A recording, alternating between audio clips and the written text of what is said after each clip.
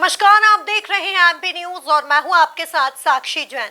मध्य प्रदेश में कांग्रेस की बची 18 सीटों को लेकर दिल्ली में कांग्रेस की केंद्रीय चुनाव समिति की बैठक में चर्चा हुई है। सूत्रों ने बताया कि बैठक में यह तय हुआ है कि प्रदेश कांग्रेस अध्यक्ष जीतू पटवारी और नेता प्रतिपक्ष उमंग सिंगार चुनाव नहीं लड़ेंगे। जिसकी अधिक जानकारी के लिए हमारे साथ हमारे संवाददाता संदीप नागर जुड़ गए हैं।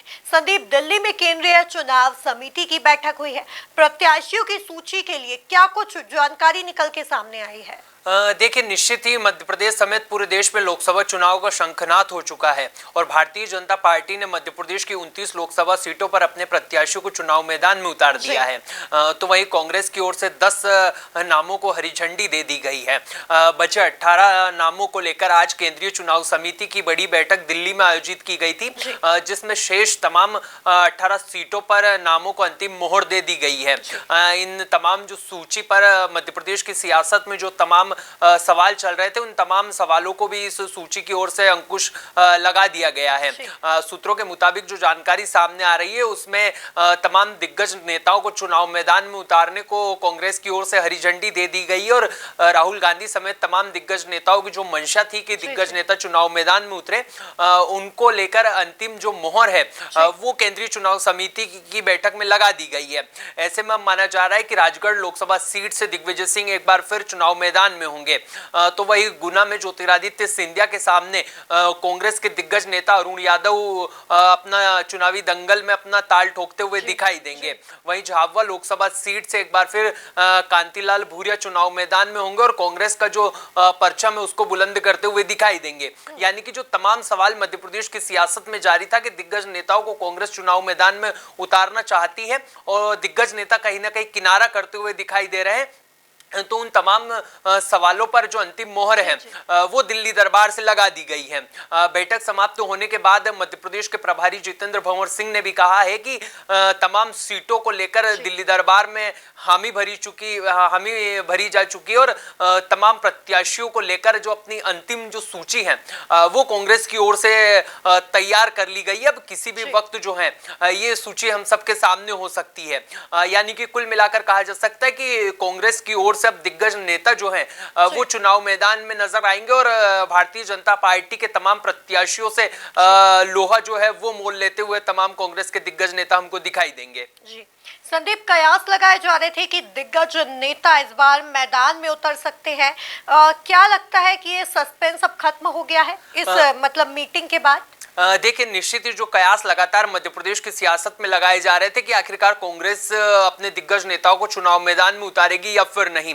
लगातार जिस तरीके से बयानबाजी का दौर भी जारी था और कार्यकर्ताओं का जिस तरीके से मनोबल गिरता हुआ मध्य प्रदेश में दिखाई दे रहा था, उसके बाद में अब इस बैठक में निर्णय हुआ है और जिस तरीके से कुछ घंटों पहले ही पूर्व नेता प्रतिपक्ष उमंग सिंगार ने भी इसको लेकर जो जानकारी दी थी और इशारा किया था कि तमाम जो दिग्गज नेता हैं उनको लेकर चुनाव मैदान में हम जा रहे हैं। नेता प्रतिपक्ष ने स्पष्ट कहा था कि अगर पार्टी और दिग्गज नेताओं को यह लगता है कि मुझे भी चुनाव मैदान में उतारे तो कहीं ना कहीं से मैं भी उतरने के लिए तैयार हूं। उन्होंने इसी के साथ तमाम अन्य दिग्गज नेताओं का भी सजेशन देते हुए कहा था कि तमाम जो दिग्गज नेता है कांग्रेस के, उनको अलग अलग लोकसभा सीटों पर उतारना चाहिए।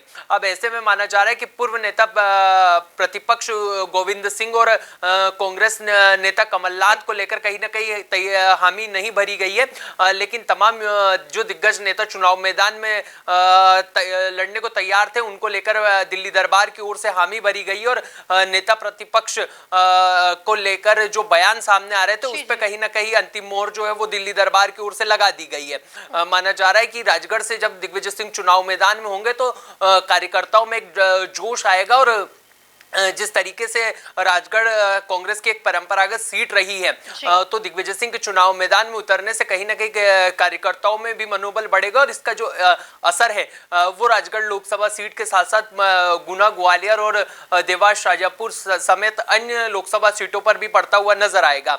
वहीं अगर बात करें अन्य दिग्गज नेताओं की, तो जब कांग्रेस पार्टी अपने अन्य दिग्गज नेताओं को चुनाव मैदान में उतारेगी तो इससे कार्यकर्ताओं को पूरे मध्य प्रदेश में मनोबल बढ़ता हुआ दिखाई देगा रहेगा और कहीं ना कहीं कार्यकर्ता जोश के साथ लोकसभा चुनाव में काम करते हुए नजर आएंगे। और यही दिल्ली दरबार चाहता था। ऐसे में अब तमाम दिग्गज नेताओं से दिल्ली दरबार ने बात करके अपने अंतिम जो चेहरे हैं उसको लेकर हामी भर दी। और अब ये जो सूची है ये कभी भी और किसी भी वक्त जारी हो सकती है और इस सूची में तमाम दिग्गज नेताओं के नाम होंगे जो भारतीय जनता पार्टी के सामने अपने चुनाव मैदान में ताल ठोकते हुए हमको दिखाई देंगे। देखा जाए तो दिल्ली में कांग्रेस की चुनाव समिति की बैठक जो है वो संपन्न हो गई है, जिसमें बची हुई कांग्रेस की मध्य प्रदेश की 18 सीटों पर मंथन हुआ है। अब देखना यह होगा कि कब तक कांग्रेस की सूची जारी हो पाती है। तब तक के लिए आप बने रहिए एमपी न्यूज के साथ। नमस्कार। एमपी की नब्ज, एमपी का हाल, मध्य प्रदेश की हर खबर एमपी न्यूज टीवी के साथ। लगातार खबरों के लिए सब्सक्राइब करें हमारा YouTube channel MP news TV.